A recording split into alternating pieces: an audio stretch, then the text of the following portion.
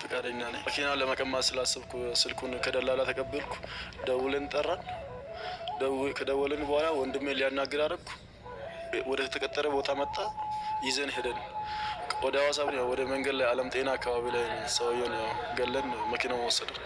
ጥፋተኛ ነኝ እንጂ ሰውየው ማድረግም ደግሞ ወንድሜ ማገዝም አልነበረም። እንደዚህ አይነት ነገር ደግሞ ያው መጀመሪያ ስራ ስለሆነ አላውቀውም። ስለደንገጥኩ የብራዘር ማገዝ አልነበረኝም። ጥፋተኛ ነኝ። ከደላላ ስልክ ተቀበለ። ሹፌር ስልክ ሰዓት ቀጠሮ ነገራቸው። ወደ 11 ሰዓት ላይ ሹፌሩ ሊመጣ አደረገ። ሹፌሩ ደግሞ በተቀጠረው ሰዓት አልመጣም። ወደ 12 ሰዓት መጣ። ወደ ቢሾፍቱ እንደደረሰ መኪናውን እሱን ገለን ተቀበለ።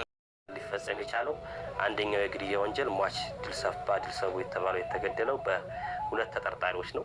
ሁለተኛውም በተመሳሳይ በሁለት ወንድማማቾች የተገደለና አንደኛው ወንድሙ አዲስ አበባ ነዋሪ የሆነ አንደኛው ደግሞ ሻሸመኔ ከተማ ላይ የሚኖር ከሻሸመኔ ከተማ ወደ አዲስ አበባ በመምጣት ከወንድሙ ጋር በመነጋገር አስቀድመው መርካቶ አካባቢ በመሄድ ስለት ለወንጀል መፈጸሚያ የሚሆናቸውን ስለት በመግዛት ይህንን ወንጀል ለመፈጸም በማሰብ ሟችን የትራንስፖርት አገልግሎት እንደሚሰጥ የሚያውቁ በመሆኑና ከሌላ ሰው ላይ ስልኩን ተቀብለው ሟችን በመጥራት ተሽከርካሪውን ለመውሰድ በማሰብ። ሰላም ውድና የተከበራችሁ የዚህ ቤተሰቦች እንዴት ናችሁ? ሰላም ናችሁ? ሰላማችሁ በዘት ትርፍርፍ ይበልልኝ። እኔ እግዚአብሔር ይመስገን ይቃሉ ሰላም። ይህን ቪዲዮ ሲጀምሩ ላይክ፣ ሼር፣ ሰብስክራይብ እያደረጋችሁ አዳዲስ መረጃዎችን ይዘንላችሁ እንመጣለን ማለት ነው። ሰዎችን ያስተምራሉ ብዬ ያሰብኩትን ከፖሊስ መረጃ ያገኘሁትን እንግዲህ መረጃዎች ይዤላችሁ መጥቻለሁ። በጣም በሚያሳዝን በሚያሳቅቅ ጭካኔ ጥግ ነው። ይሄንንም እስኪ መረጃውን አዳምጠን ሀሳብ አስተያየት ስጡን። የመጀመሪያ የመጨረሻ ላይ ይገባለሁ ማለት ነው። ያማል ከምላችሁ በላይ ማለት ነው። የሚሰቀጥጥና አሰቃቂ ነገሮችን ነው ይዘንላችሁ የመጣሁት ማለት ነው። ኧረ በስመ አብ! ኢትዮጵያ ወዴት እየሄድን ነው? ምን እየሆነ ነው? በእናታችሁ ለማን ፍትህ ብለን ለማን እንተው? አሁንስ ያማል። ሀገራችን ወዴት እየሄደች ወደ አውሬነት ከተቀየርን እኮ ቆየን፣ በጣም ቆይተናል። ወደ አውሬነት ከተቀየርን ከሚባለው በላይ ማለት ነው። እውነት በጣም የሚያምና አሰቃቂ ወንጀሎችን እየሰማን ነው። እስኪ ወደ መረጃው እንሂድ። ተነጋግረው ሌሊት ላይ ጉዞ እንደሚጀምሩ ተስማምተው ይለያያሉ። ከሌሊቱ 10 ሰዓት ገደማ አቶ አብይ ወደ ቀጠሯቸው ግለሰቦች ጋር በመሄድ ጭነዋቸው ወደ ሐዋሳ ጉዞ ጀመሩ።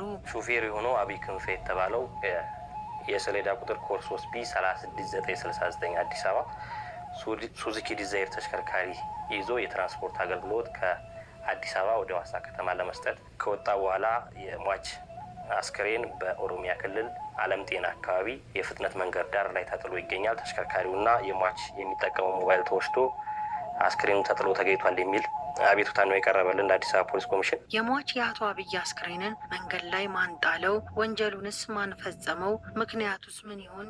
በማለት የአዲስ አበባ ፖሊስ የምርመራና የክትትልና ኦፕሬሽን ክፍሉ በመቀናጀት ወንጀል ፈጻሚዎቹንና የጠፋውን ተሽከርካሪ ለማግኘት እየሰራ ባለበት ወቅት በተመሳሳይ የወንጀል ድርጊት መነሻውን ከአዲስ አበባ አድርጎ መኪና እየነዳ ጉዞ የጀመረ አሽከርካሪ ታህሳስ 3 ቀን 2016 ዓ.ም በቢሾፍቱ ከተማ የፍጥነት መንገድ ላይ አስክሬኑ ተጥሎ መገኘቱ ለፖሊስ ጥቆማ እንደደረሰ የአዲስ አበባ ፖሊስ የሰው መግደል ወንጀል መርማሪ ዋና ሳጅን አደም አስፋው ገልጸዋል። የወንጀሉ አፈጻጸም ተመሳሳይ በሆነ መልኩ በቂርቆስ ክፍለ ከተማ ወረዳ 7 ልዩ ቦታው ቴሌባር አካባቢ ሹፌር የሆነው ድልፈታ ድልሰቡ የተባለው የሰሌዳ ቁጥር ኮድ 3 ቢ 21688 አዲስ አበባ ኮሮላ ተሽከርካሪ በመያዝ መደበኛ የትራንስፖርት አገልግሎት ለመስጠት ከአዲስ አበባ ወደ ሐዋሳ ከተማ ከወጣ በኋላ በኦሮሚያ ክልል ቢሾፍቱ ከተማ አካባቢ የፍጥነት መንገድ ዳር ላይ አስክሬኑ ሟች ተገሎ አስክሬኑ ተጥሎ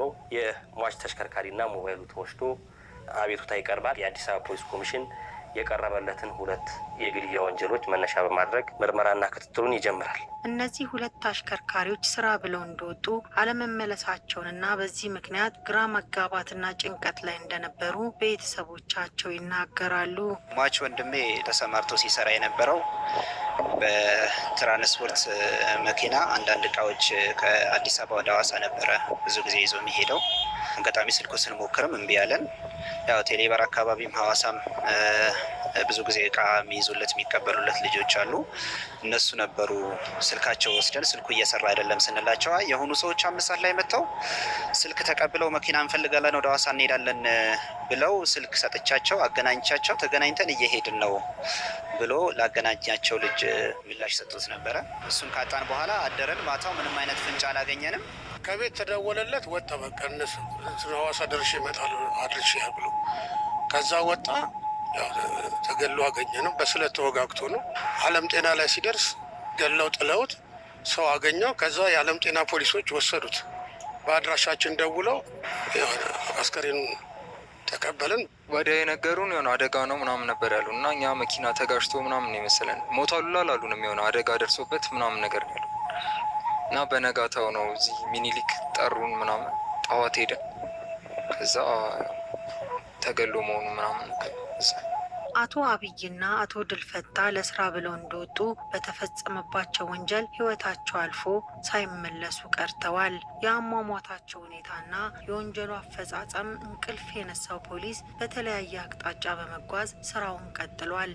ነገር ግን ምንም ፍንጭ ሊያገኝ አልቻለም። በመጨረሻም ከወንጀሉ ጋር ተያያዥነት አላቸው ያላቸውን 2 ግለሰቦችን ይዞ የምርመራ ስራውን ጀመረ። እነዚህም 2 ተጠርጣሪዎች ከተያዙ በኋላ ባደረግነው ምርመራ ሁለተኛ ሟች የሆነውን ድልፈታ ድልሰቦ የተባለውን ገለው መኪናውን ለመውሰድ በማሰብ የሟችን ስልክ ከሌላ ግለሰብ ላይ በመቀበል ሟችን የትራንስፖርት አገልግሎት ከአዲስ አበባ ወደ ሐዋሳ ከተማ ውሰድን በማለት እየሄደ ያለ በኦሮሚያ ክልል ቢሸፍቱ ከተማ የፍጥነት መንገድ ዳር ላይ ሲደርሱ ለሽንት አቆምልን በማለት ለሽንት እንዲያቆምላቸው ከጠየቁት በኋላ አስቀድመው ባዘጋጁት ስለት ሹፌሩን በመውጋትና አንገቱን በማረድ ህይወቱ እንዲያልፍ ካደረጉ በኋላ ተሽከርካሪ ሞባይሉንና 10 ሱፍና 10 የወንድ ጫማዎችን ወስደው ሐዋሳ ከተማ ካረፉ በኋላ ተሽከርካሪውን እየነዱ ወደ ወላይታ ሶዶ ከተማ በመውሰድ ከአንደኛ ተጠርጣሪ አባት ቤት በማስቀመጥ ወደ አዲስ አበባ ይመለሳሉ። አዲስ አበባ ተመልሰው ነው የተያዙት። የአደጋ ጊዜ ተጠሪ ማን ነው ተብሎ ይመዘገባል አይደል? አንድ ሰው የአደጋ ጊዜ ተጠሪው እኔ እኮ አንዱ አለም ራይድ ከፈለገ ስልካችን መጣራት ስለሚችል ማለት ነው። ራይድ ከፈለገ ሌላ ሰው ተደውሎ እሱ የሚንቀሳቀስበት ራይድን እንትን አያደርግለትም፣ ኦርደር አያደርግለትም። ቀነኔ ከደውላ አንዱ ዛሬ መኪናው እንደዚህ ስለሆነበት የአንተን ልጆች ላክለት ራይድ ብላኝ ልኬ እኔም ልክለትን ራይድ የሚያምን ልጅ ነው እሱ ራሱ ማለት ነው።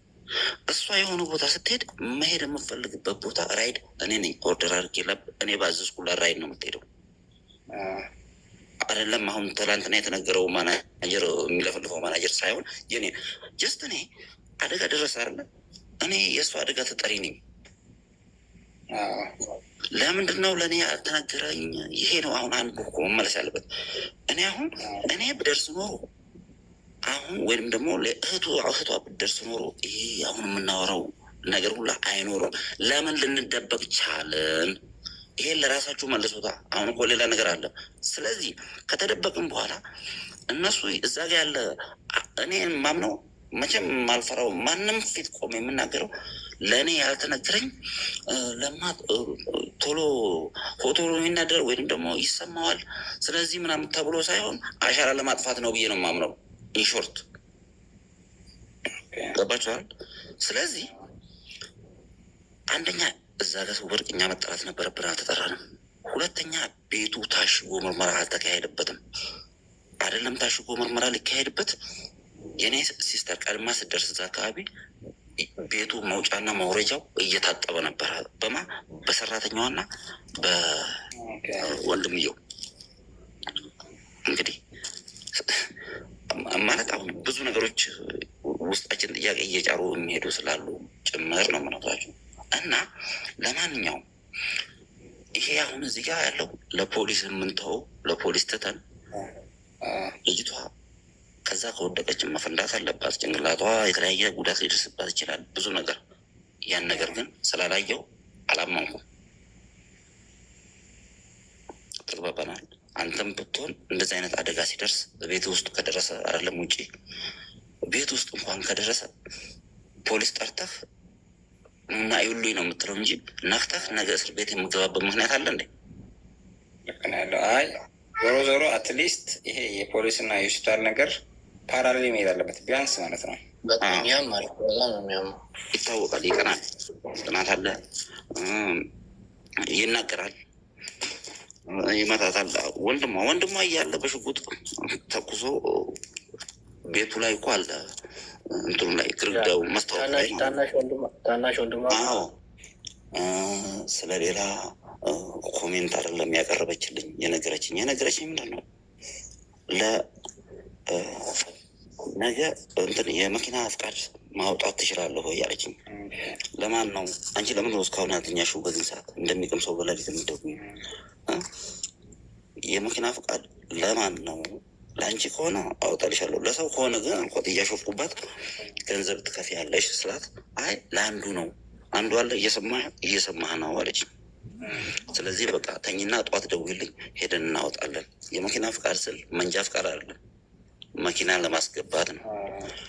ኢምፖርት ለንግድ ማለት ነው። የንግድ መኪናዎችን ለማስገባት እች ልጅ ከኦልሞስት ፌብሩዋሪ 20 እንደ ኢትዮጵያ የኢስት አፍሪካ ኮካኮላ ካምፓኒ ለእሷ ዲስትሪቢዩተርና ኢትዮጵያ የሚመጣውን በእሷ ስም እንዲሸጥ እውቅና ተሰጥቶት ያንን ውል ለምሳሌ ኔጋ አለ በስራ ዙሪያ ማለት ነው። ሌላ ትላልቅ ስራ ለመስራት ባለ 5 ኮከብ ፎቅ ለመስራት የተሰጣቸው መሬት አለ። እዛ ላይ ስንወያይ ነበረ። እየተገዛ ሌላ እንደዚህ ትላልቅ ሀሳብ ያላትና ራሷን ለመግደል አይደለም፣ ራሷን ለመጣል አይደለም። እንደዛ አይነት ሀሳብ ያለውን ሰው እንኳን ካለ የምትመክር ልጅ ነች። በረኪና ልጠጣ አታደርገውም። ምን አታ ነው እንጂ በረኪና ልጠጣ? ሀይ ዓለም እንዴት እየኖረ እንዳለ ባይዘው። አንዳንድ ጊዜ አንድ ነገር ላንሳላችሁ እናንተ። ቆይ እስቲ አንዳንድ ሶሻል ሚዲያ ላይ ያለ ሰው እንዴት እንደሚያስብ ይገርመኛል። እስቲ አሁን ወጣ በሉና ዙሪያችሁን እዩት እስቲ። ስንት ሰው ነው በረንዳ ላይ እያደረ ያለው? ስንት ሰው ነው እየለመነ እየኖረ ያለው በቀን? ያ ሰው ለምንድነው ራሱን ከፎቅ የማይፈጠፍጥና ራሱን የማይገለም እንዴ? ለምን በተለያየ ዳይሜንሽን አታዩትም? እንኳን እሷ እንደፈለጋ መኖር የምችል ብዙ የቢዝነስ ስራዎች በእጇ ያለ ብዙ ስራ እየሰራ ሄዳ ፎቶ ተነስታ ብር ማግኘት የምችል ልጅ ወይ ከአንዱ ዓለም ጋር ተጣልታ ራሷን ትገላለች ብላችሁ ካሰባችሁ በጣም ሳስታችኋል። ስትም ነው ይሄ። ኖርማሊ ፌክ ነው። በቃ አላዋ ላይ እየተካሄደ ነገር አለ። የተካሄደው ነገር ይውጣልን ነው እንጂ እያልን ያለ ነው። ራሷን እንደዚህ በረኪና ለምን አታ ነው በረኪና የምትጣው? እሱ ራሱ በረኪና አልጠጣም። ይሄ የሚያወራው አካል ራሱ በእሷ ስም እየነገደ የሚበላው ማለት ነው። ገባችሁ አይደል? እሷ ስንትና ስንት ሺህ ስራ በእጇ ያለ ልጅ እንዴት ነው በረኪና የምትጠጣው? እንዴት ነው ከፎቅ ላይ የምትፈጠፈጠው? ራሷን ከጮሽ እንደሷ ነው የምቆራርጥሽ